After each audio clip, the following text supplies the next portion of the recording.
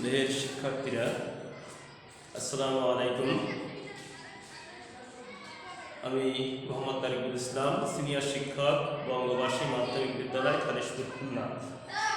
আমি আজকে তোমাদের সামনে উপস্থিত হয়েছি সপ্তম শ্রেণীর ইংরেজি দ্বিতীয় পত্রের সেন্টেন্স নিয়ে আলোচনা করার জন্য। আর কেন আমরা এই অনলাইন ক্লাসে আজকে উপস্থিত হয়েছি সেটা হয়তো সকলেই তোমরা অবগত। কারণ আমরা এখন বিশেষ করে কোভিড-19 থেকে শুরু করে অদ্যাবধি আমরা এখনো পর্যন্ত করোনার ভিতরেই সকলেই আছি, করোনার ভিতর দিয়ে আমরা অতিবাহিত করছি দিন যাপন। সুতরাং এই জন্য আজকে আমাদের এই অনলাইন ক্লাসে তোমাদের সাথে উপস্থিত হয়েছি। আশা করি সকলে সুস্থ আছো, ভালো আছো। আর সুস্থ থেকে ভালো থেকে এই অনলাইন ক্লাসে আমার সঙ্গে সংযুক্ত যারা হয়েছো আলহামদুলিল্লাহ, যারা হওনি তারা অবশ্যই তারা খাতা কলম নিয়ে আমার সঙ্গে সংযুক্ত হও এবং এই বিষয় নিয়ে যে বিষয়ের উপরে আলোচনা করছে সেটা তোমরা মনোযোগ সহকারে শোনো এবং খাতায় লিখে রেখো। পরবর্তীতে তোমরা আবার কোনো এক সময় এই ক্লাসের পরবর্তী কি কার্যক্রম আছে সেটা নিয়ে তোমরা আমাদের সঙ্গে সংযুক্ত আমার সঙ্গে সংযুক্ত হতে পারবে, এই আশা ব্যক্ত করে আমি তোমাদের সাথে কিছু সময়ের জন্য এই ক্লাস নিয়ে আলোচনা করছি। অবশ্যই তোমরা নিরাপদ থেকে তোমাদের প্রত্যেকেরই নিরাপত্তা রেখে ভালো থেকে কোভিড-19 থেকে আমরা সকলে মুক্ত থেকে যাতে সুন্দরভাবে সুস্থভাবে জীবনযাপন করতে পারি এই প্রত্যাশা নিয়ে আমরা আমাদের নিরাপত্তা বজায় রাখবো। আমরা আমাদের সেফটি আমাদের আগে, এটা আমাদের খেয়াল করতে হবে। যাই হোক, স্নেহের শিক্ষার্থীরা, আজকে আমি তোমাদের সঙ্গে আলোচনা করতে যাচ্ছি সেন্টেন্স নিয়ে, অর্থাৎ সেন্টেন্স মানে বাক্য। এই বাক্য নিয়ে আমি আলোচনা করতে যাচ্ছি। প্রথমেই লিখছি what is called sentence. Sentence কাকে বলে? How many kinds of sentences? Give example each other.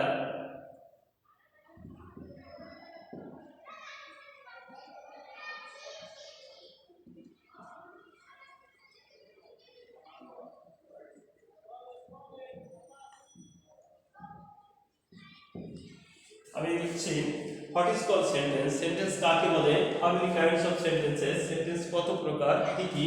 Give example each আদার, প্রত্যেকটির সংজ্ঞা সহ বা প্রত্যেকটির উদাহরণ দিতে বলেছি আমি। তো আমরা জানি, প্রথমে আমরা জেনে নিই সেন্টেন্স কাকে বলে। সেন্টেন্স বা ইংরেজিতে বলে সেন্টেন্স, বাংলায় বাক্য। অর্থাৎ সেন্টেন্স কাকে বলে এটা আমরা জানি। সেন্টেন্স হচ্ছে একগুচ্ছ শব্দের সমষ্টি যা দ্বারা মনের ভাব সম্পূর্ণরূপে প্রকাশ পায়, সেটাই হচ্ছে সেন্টেন্স। আর যদি ইংরেজিতে বলি তাহলে লিখব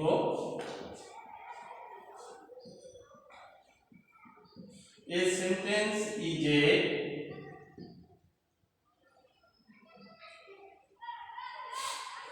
group of words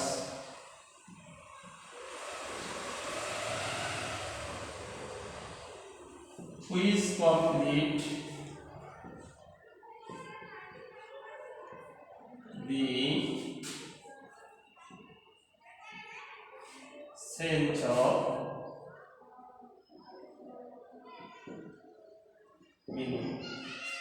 A sentence is a group of words which complete the sense of meaning. Sentence হচ্ছে একগুচ্ছ শব্দের সমষ্টি যা দ্বারা মনের ভাব বা আমাদের ধারণাটা প্রকাশ পায়, সেটাই হচ্ছে sentence. There are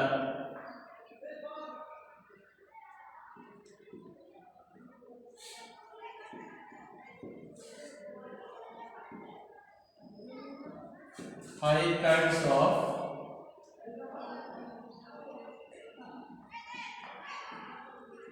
sentences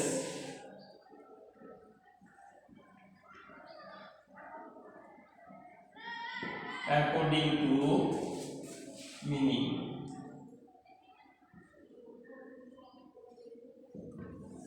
There are 5 kinds of sentences according to meaning. অর্থাৎ শব্দগত দিক থেকে সেন্টেন্স হচ্ছে 5 প্রকার। They are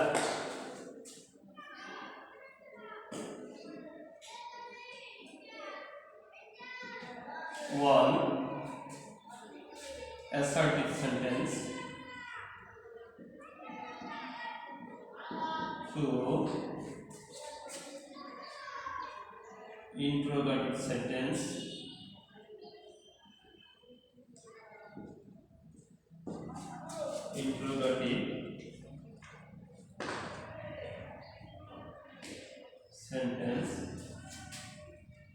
number 3 imperative sentence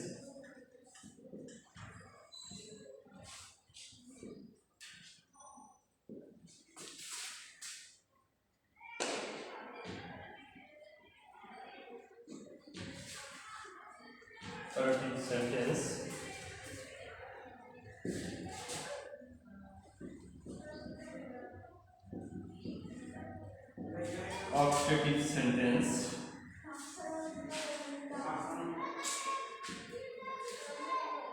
and exclamatory sentence.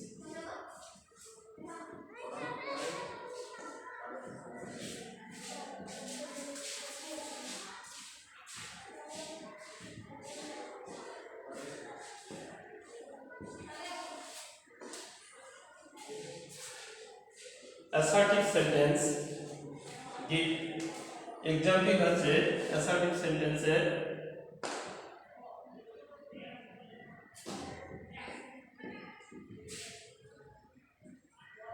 I eat rice আমি ভাত খাই এটা একটা বর্ণনামূলক বাক্য তাই এটা একটা assertive sentence interrogative sentence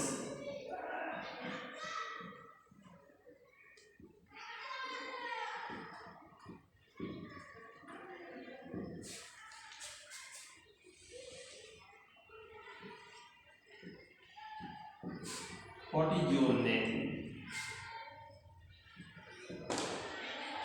প্রশ্নবোধক চিহ্ন What is your name? তোমার নাম কি? তার নাম জিজ্ঞাসা করা হয়েছে অর্থাৎ এটা একটা interrogative sentence. Imperative sentence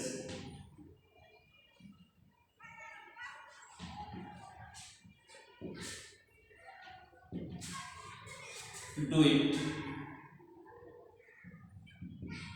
ইহা করো এটাকে আদেশ করা হয়েছে ডু ইট এটা imperative sentence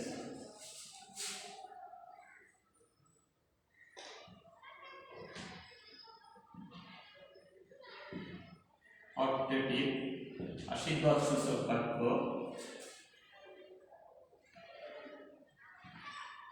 may Allah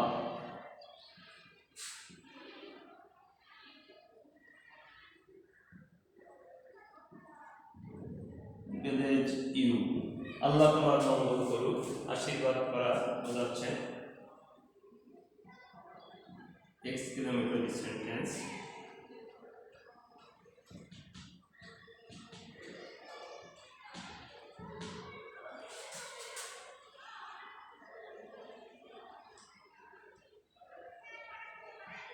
What a nice bird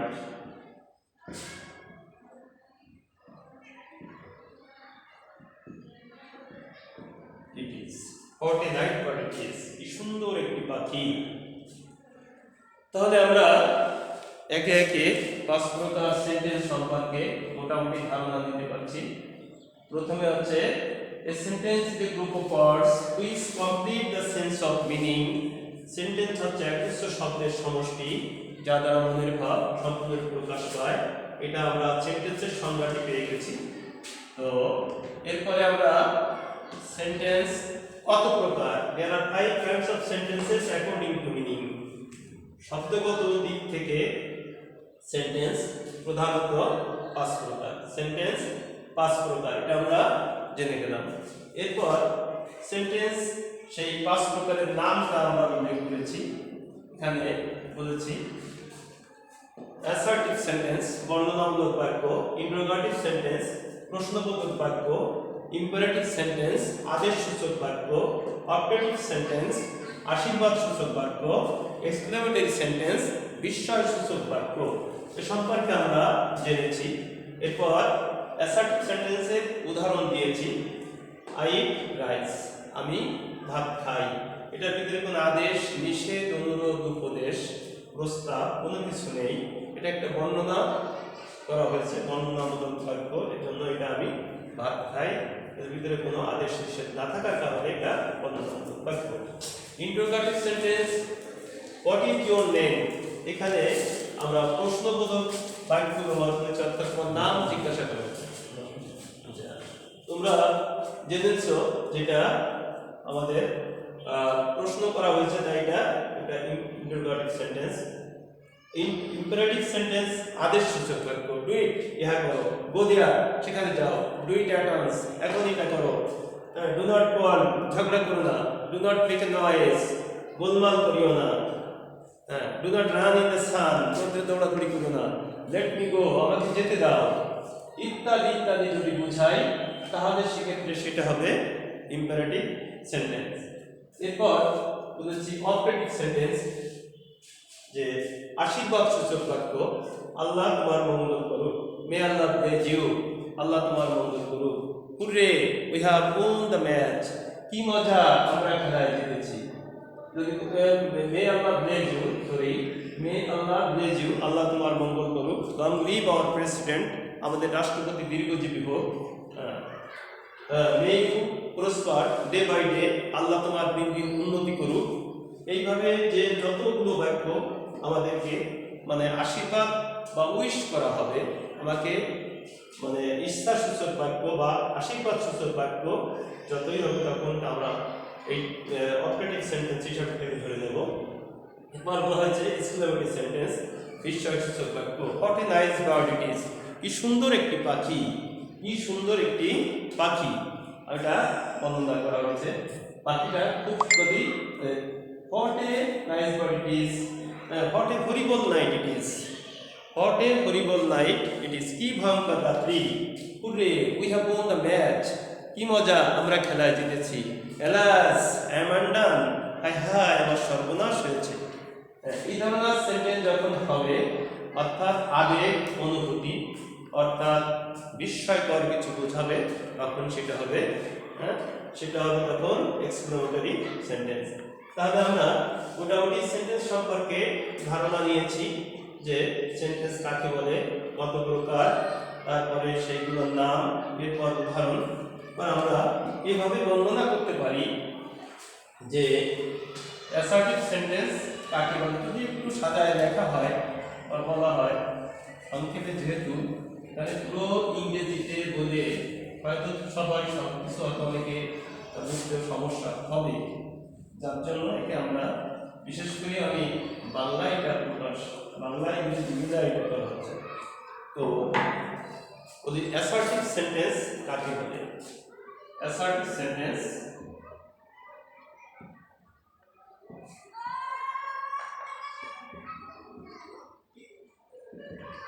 যে সেন্টেন্স দ্বারা কোনো বর্ণনা করা বা বিবৃতি প্রদান করা বোঝায় তাকে অ্যাসার্টিভ সেন্টেন্স বলে। যে সেন্টেন্স দ্বারা কোনো কিছু বর্ণনা করা বা বিবৃতি প্রদান করা বোঝায় তাকে অ্যাসার্টিভ সেন্টেন্স বলে। এটা যদি তোমরা লিখে নাও, অবশ্যই তোমরা খাতায় লিখে নিতে পারো। যে সেন্টেন্স দ্বারা কোনো কিছু বর্ণনা করা বা বিবৃতি প্রদান করা বোঝায় তাকে অ্যাসার্টিভ সেন্টেন্স বলে। The sun rises in the east, সূর্য পূর্ব দিকে ওঠে। The sun sets in the west, সূর্য পূর্ব দিকে পশ্চিম দিকে অস্ত যায়। Man is mortal, মানুষ মরণশীল। I play football, আমি ফুটবল খেলি। They run in the sun, তারা রোদে দৌড়াদৌড়ি করে, ইত্যাদি। এখানে যাই কিছু বুঝি বর্ণনা করা যেটা বোঝাবে সেটা হবে assertive sentence. Interrogative sentence,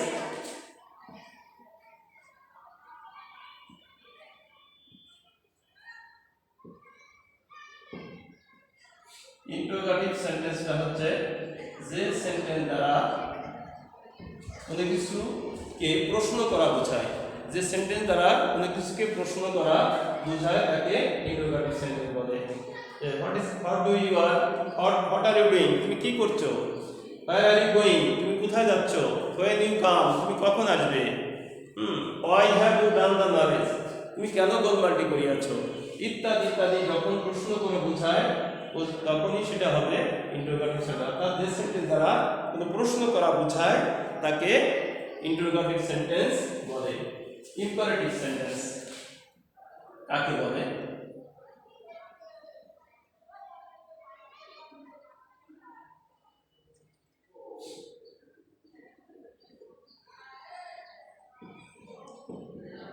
imperative sentence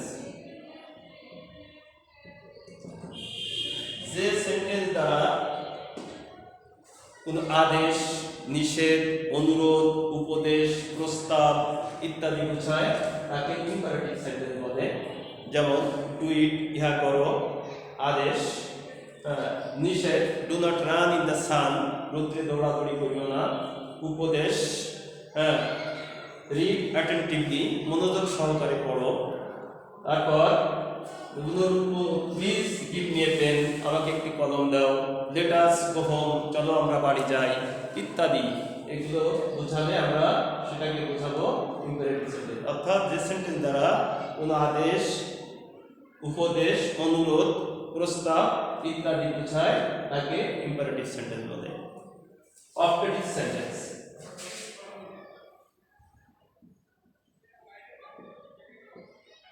optative sentence অর্থাৎ যে সেন্টেন্স দ্বারা কোনো আশীর্বাদ বা প্রার্থনা করা বোঝায়, যে সেন্টেন্স দ্বারা কোনো আশীর্বাদ বা প্রার্থনা করা বোঝায় তাকে অপটেটিভ সেন্টেন্স বলে। তোমরা খাতায় লিখে নাও, শিক্ষার্থীরা তোমাদের পাঠের সাহায্যার্থে, সুবিধার্থে বলা হচ্ছে। তোমাদের প্রত্যেকের গ্রামার বইতে এই সম্পর্কে বিস্তারিত আলোচনা আছে। তারপরেও আমাদের এই লেখার সাথে যদি তোমরা মিলায় নাও তাহলে তোমাদের বুঝতে আরো একটু সুবিধা হবে। অনেক সময় বইয়ের ভাষা বইতে দেওয়া আছে, কিন্তু যখন আলোচনার মাধ্যমে শেখা যায় তখন কিন্তু বেশি শিখে মানুষ। তো সেক্ষেত্রে তোমরা আমার এই কথার সাথে মিলায় নাও, তাহলে তোমরা বেশ সহজে এটা শিখতে পেরেছো। তাহলে অপটেটিভ সেন্টেন্স হচ্ছে আশীর্বাদ সূচক বাক্য, অর্থাৎ যে সেন্টেন্স দ্বারা কোনো কিছু আশীর্বাদ বা প্রার্থনা করা বোঝায় তাকে অপটেটিভ সেন্টেন্স বলে। যেমন মে ইউ লিভ লং, তুমি দীর্ঘজীবী হও। May you be happy in life, তুমি জীবনে সুখী হও।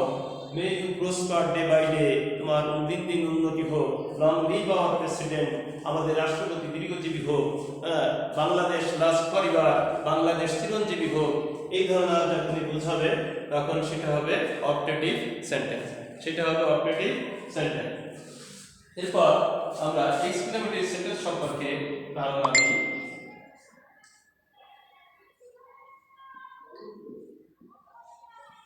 এক্সক্লেমেটরি সেন্টেন্স বিস্ময়সূচক বাক্য, যে সেন্টেন্স দ্বারা কোনো আবেগ, অনুভূতি, সুখ, দুঃখ ইত্যাদি বা মনের আকস্মিক ভাব প্রকাশ পায় সেটা হবে এক্সক্লেমেটরি সেন্টেন্স।